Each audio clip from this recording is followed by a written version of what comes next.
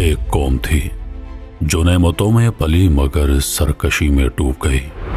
ان کے درمیان داؤد علیہ السلام نبی تھے، حکمت، عدل اور ایمان کی روشنی لیے ہوئے۔ لوگو، خدا کی نافرمانی کبھی مت کرنا ورنہ دنیا سے مٹ جاؤ گے۔ مگر جب حق کی آواز دبائی گئی تو عذاب نے صدا دی۔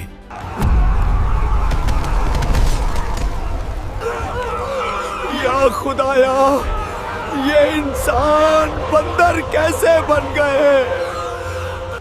اور وہ جنہوں نے اللہ کے حکم کو ٹھکرایا انسانوں سے حیوان بن گئے۔ یہ قصہ ہے پیغمبر داؤد علیہ السلام کی قوم کا۔ رات کے سناٹے میں بیت المقدس کی پہاڑیاں خاموش ہیں، پرانے درختوں کی شاخوں سے ہوا سرسراتی ہے۔ صدیوں سے آزمائشوں میں گری بنی اسرائیل اب تھک چکی ہے۔ ظلم، بے عدالتی اور دنیا پرستی نے دلوں سے ایمان کا نور چھین لیا ہے۔ اسی اندھیرے میں اللہ ایک روشنی بھیجتا ہے، ایک نبی، ایک بادشاہ، ایک عبد صالح داؤد علیہ السلام۔ وہ نہ صرف ایک حکمران تھے بلکہ ایک زاہد، عابد اور تسبیح گو انسان تھے۔ پہاڑ ان کے ساتھ اللہ کی تسبیح کرتے، پرندے ان کے نغموں پر جھومتے اور دل ان کی عدل کی گواہی دیتے۔ ان کے ہونٹوں سے جب سبحان اللہ نکلتا تو پہاڑوں کے سائے میں بھی اللہ کی صدا گونج اٹھتی۔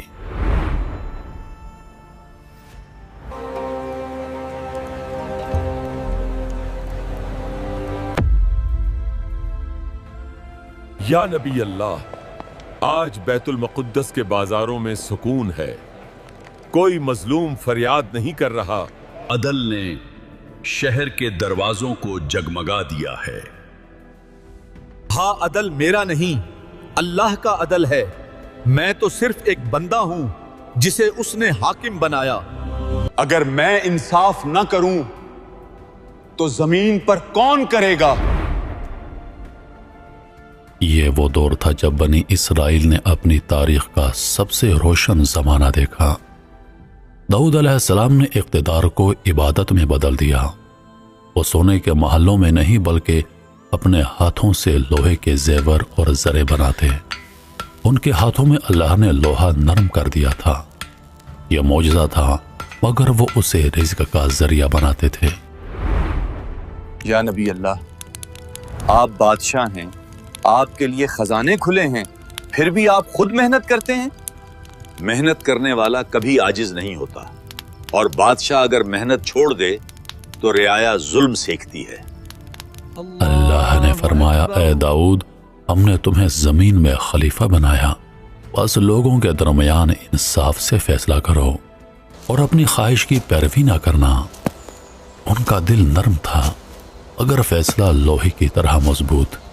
جب دربار میں دو فریقہ تھے تو وہ صرف ایک بادشاہ نہیں بلکہ ایک نبی کی طرح سنتے۔ یا نبی اللہ، رعایا آپ کے عدل کی مثالیں دیتی ہے۔ وہ کہتی ہے کہ بیت المقدس میں اب انصاف کی خوشبو آتی ہے۔ آئیے، اس رب کی رحمت ہے جس نے ہمیں راہ دکھائی۔ اگر وہ چاہے تو بادشاہوں کو بھی فقیر بنا دے، اور اگر چاہے تو فقیروں کو تخت دے دے۔ میں اس کے حکم کے سوا کچھ نہیں۔ داؤد علیہ السلام کی آواز زبور میں محفوظ ہے، ایک الہامی کتاب جو محبت، حمد اور تسبیح سے لبریز تھی۔ ان کے نغمے دلوں کو نرم کرتے اور روحوں کو اللہ کی طرف کھینچ لیتے۔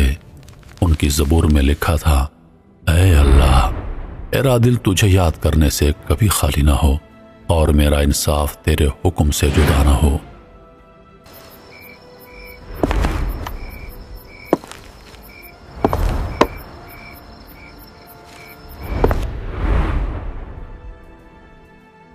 یا نبی اللہ، جب آپ زبور پڑھتے ہیں تو لگتا ہے کہ پہاڑ بھی جھک جاتے ہیں۔ یہ کیسا نغمہ ہے جو دل کو ہلا دیتا ہے؟ یہ نغمہ میرا نہیں، یہ اس کا کلام ہے جس نے دل میں ایمان رکھا۔ جب دل اللہ کے ذکر سے لبریز ہو جائے تو آواز खुद तस्बीह बन जाती है। क्यों उनकी हुकूमत में ईमान की हवा चलने लगी, बाजारों में अदल, घरों में सुकून और दिलों में खौफ खुदा। हर शाम जब सूरज बैतुल मुक़द्दस के पहाड़ों के पीछे छुपता तो दाऊद अलैहिस्सलाम अपने रब के हुजूर खड़े होते। वो बादशाह थे मगर फर्श पर सजदा करते, वो अमीर थे मगर दिल में आजिज़ी रखते, वो जंगजू थे मगर आंखों में आंसू रखते। या नबी अल्लाह, आज रियाया खुश है, आमन है, लेकिन कुछ लोग दुनिया के पीछे दौड़ने लगे हैं।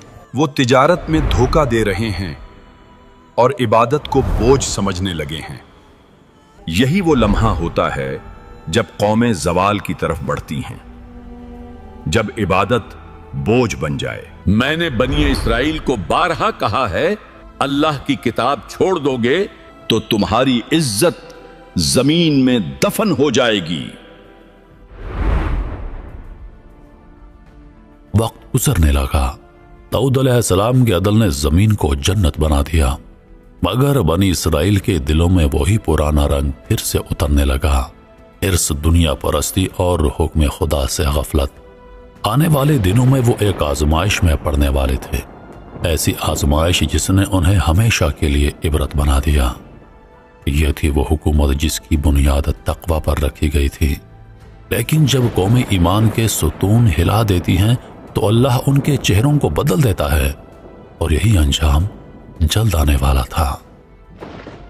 बैतुल मुक़द्दस में अमन था। अदल दाऊद अलैहिस्सलाम के दरबार से बहता हुआ हर गली, हर बस्ती में पहुंचता। मगर वक्त गुजरने लगा और दिलों में ईमान की हिरारत ठंडी होने लगी। दुनिया की चमक ने आंखों को खैरा कर दिया और बनी इसराइल के दिल फिर से मालो दौलत के गुलाम बनने लगे। अल्लाह ने उन्हें आजमाना चाहा, एक छोटे से हुक्म के जरिए, एक दिन के इम्तिहान से। ये हुक्म था कि हफ्ते के दिन तुम पर मछली पकड़ना हराम है। अल्लाह ने चाहा कि देखे कौन उसकी नाफरमानी करता है और कौन रुक जाता है सिर्फ उसके खौफ से।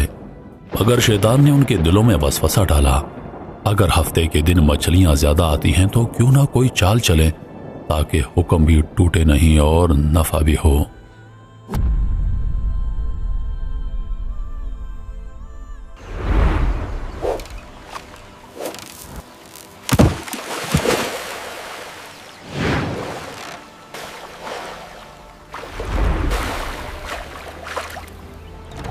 भाइयों, अल्लाह ने मना किया है हफ्ते के दिन मछली पकड़ने से।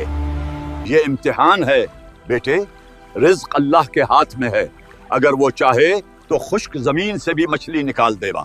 मगर बुजुर्ग, हफ्ते के दिन तो समंदर मछलियों से भरा होता है और इतवार को खाली। क्या अल्लाह चाहता है कि हम भूखे मरें?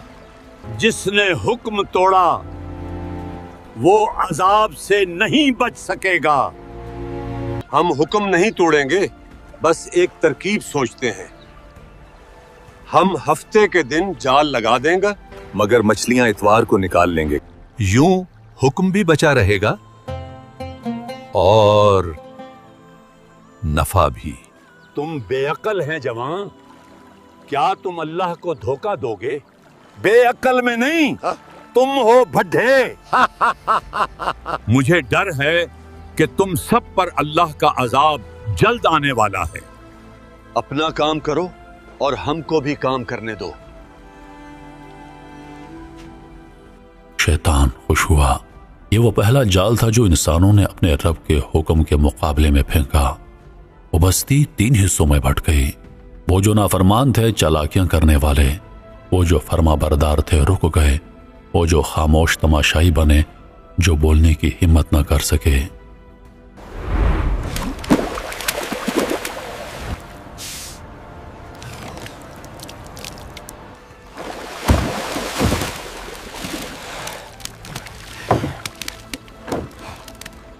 दिन गुजरते गए।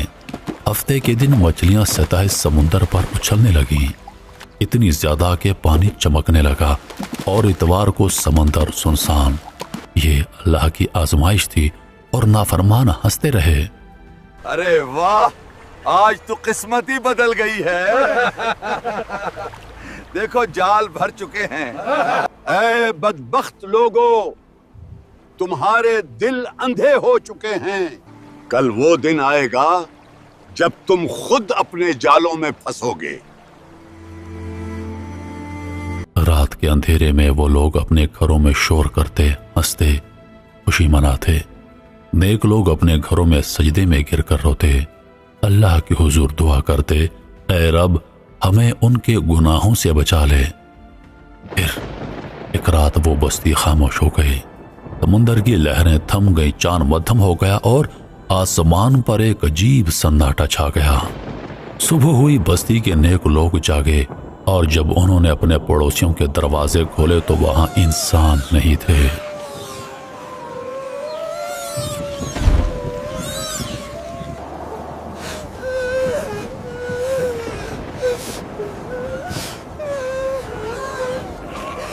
ہائے بدبختو، کاش تم اس وقت سمجھ جاتے تو آج ایسا نہ ہوتا.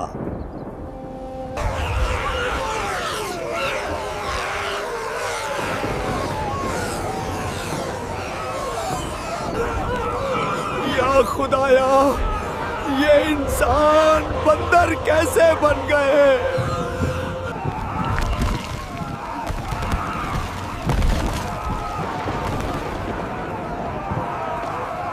قرآن میں آیا اور ہم نے ان پر لعنت کی اور ان سے کہا بندر بن جاؤ، ذلیل و خوار. یہ عذاب 3 دن جاری رہا. وہ بندر روئے چیخے، انسانوں کو پہچانتے تھے مگر انسان ان سے نفرت کرتے. نیک لوگ ان کے قریب نہ گئے کیونکہ داؤد علیہ السلام نے حکم دیا تھا اللہ کے عذاب سے الگ رہو ورنہ تم بھی اس میں شامل ہو جاؤ گے. اے اللہ، یہ انجام ہے نافرمانی کا. یہ وہی تھے جو تیرے حکم کا مذاق اڑاتے تھے، اب خود اپنی شکلوں سے شرمندہ ہیں. 3 دنوں کے بعد بندر مر گئے. ان کی لاشیں سمندر کی لہروں میں بہہ گئیں. زمین پر خاموشی چھا گئی، بستی سنسان ہو گئی. صرف ایک درس باقی رہ گیا، اللہ کے حکم کے مقابلے میں عقل نہیں، اطاعت چلتی ہے. یہ وہ قوم تھی جس نے یوم السبت کا احترام چھوڑا، جو دنیا کی لالچ میں اللہ کی سرحد پار کر گئی. اللہ نے انہیں مارا بلکہ ان کی شکل بدل دی تاکہ وہ عبرت بنے. بنی اسرائیل کی تاریخ میں یہ سیاہ باب ہمیشہ کے لیے لکھا گیا اور داؤد علیہ السلام کے دربار میں صدا گونجی. حضرت داؤد علیہ السلام غمگین دعا کرتے ہوئے، اے میرے رب، میری قوم کو بخش دے اور ہمیں اس انجام سے محفوظ رکھ جو تیری نافرمانی سے آتا ہے. ہم سب تیرے محتاج ہیں، تیری رحمت ہی ہمارا سہارا ہے. لہروں میں کہیں کہیں پرانی جالیاں بہہ رہی ہیں، آسمان سرخ ہو رہا ہے اور دور کہیں پہاڑوں کے درمیان سے داؤد علیہ السلام کی زبور کی آواز گونجتی ہے. اے انسان، تو نے کب سیکھنا ہے؟ جب تک تو اللہ کے حکم کے آگے نہیں جھکے گا زمین تجھ سے منہ موڑ لے گی.